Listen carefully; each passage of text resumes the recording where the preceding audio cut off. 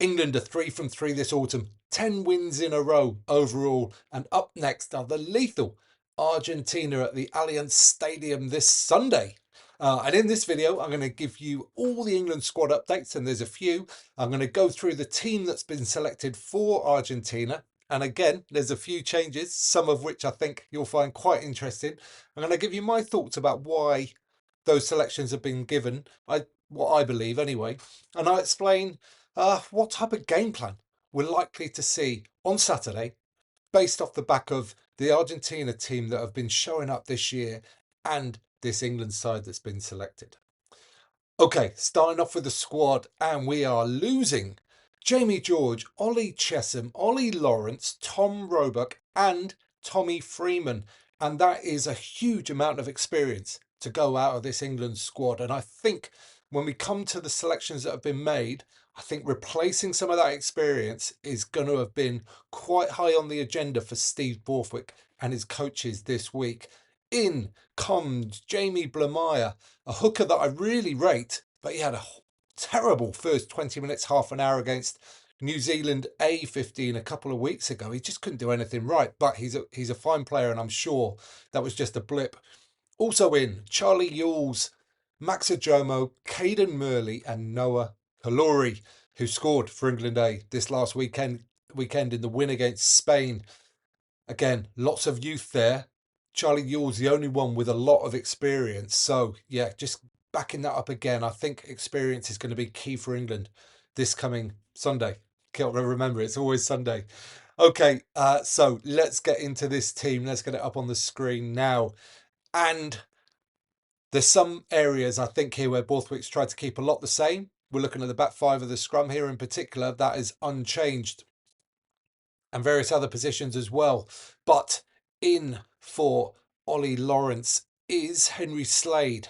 So what we're seeing there, they are not the same type of player at all. So let's just consider that for a moment. Ollie Lawrence is all bang and bash and carry and aggression. Slade, classy footballer, kicking, more of a passer than a runner, these kind of things. Also into the back three, we've got Elliot Daly in for Tom Roebuck. And again, what are we thinking there? Elliot Daly has been proven time and time again to come back from the dead in his international career to provide value. Yes, he's not as quick as he once was, but my God, he has got tactical ability. He's got the nous to do the right thing at the right time.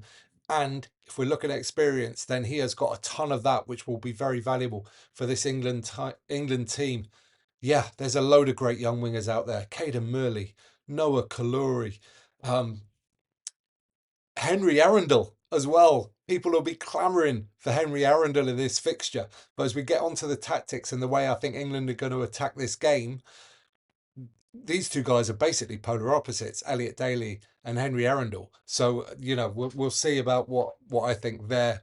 Also, interestingly, we got Ben Spencer in for Alex Mitchell, and it seemed for a longest time now that Mitchell, if available, was always going to get picked because he just seemed to have nailed down that number 9 shirt, and his all-round game was really good. Although actually against the All Blacks, his kicking was a little bit off from the real heights that it has been in recent years.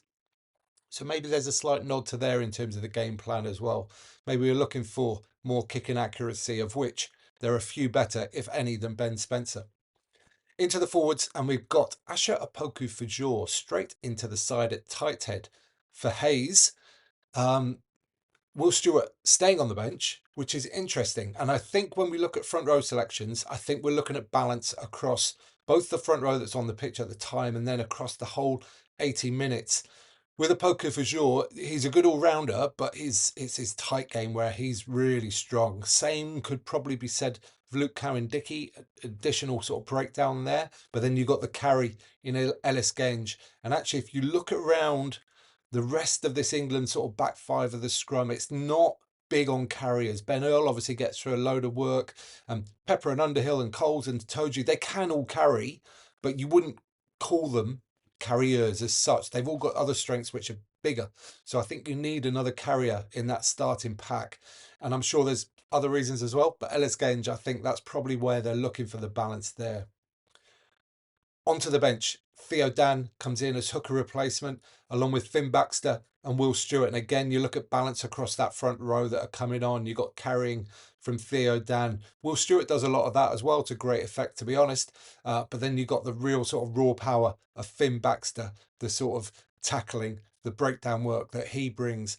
And the big interesting one, I think, on the bench is Charlie Ewels being selected at 19. And I think this gives a nod to the fact that I think England have correctly identified that they should be matching up very well against this Argentinian scrum. England's scrum has improved over the period of about 2 to 3 years now, and it's getting to be really consistently good throughout an entire 80 minutes. The Argentinian scrum is not that great. I think it might have been one of the weaker ones in the Rugby Championship this year. So I sense that England are really going to want to go hard at set piece throughout this game. And the selection of Charlie Ewels on the bench ahead of somebody like, I don't know, Chandler Cunningham South is a nod to that. They want absolutely rock solid set piece players. Of course, the other four bench players there have all got the absolute ability to come on, change a game, do something crazy, do something brilliant. So if England are trailing and they do need something, then all four of those players can certainly provide that.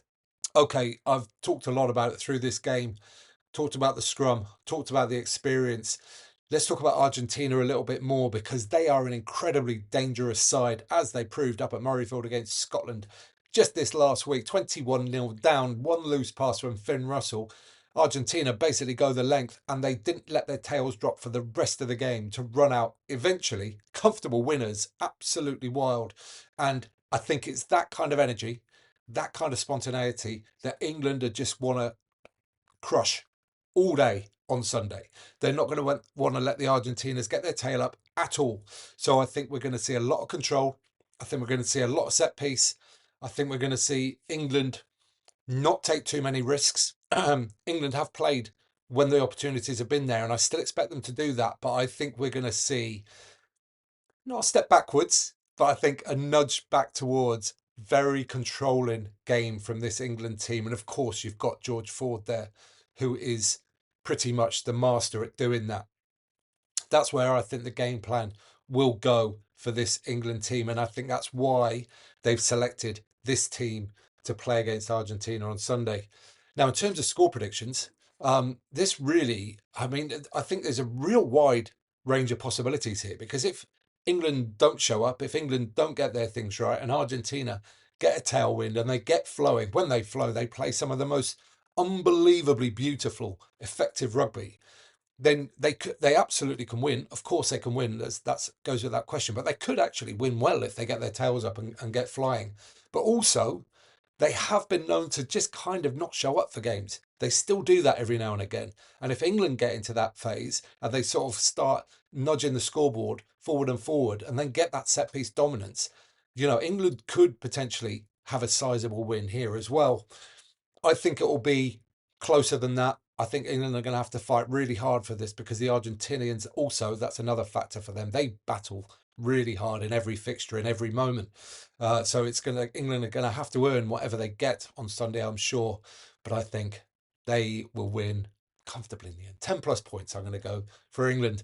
Okay, that's what I think. But let me know what you think. What do you think of this selection? What changes would you have made? Which players would you have selected, if any? Or maybe you think exactly the same as Steve Borthwick, and you want to go for a game plan full of control, full of set piece, full of experience to just quell the Argentinian fire. Either way, let me know in the comments down below, and I'll join you there for a friendly conversation. Give this video a thumbs up while you're down there if it helps other great rugby fans just like you find it, and you can subscribe there. You can watch that one next, and don't forget to get out and play.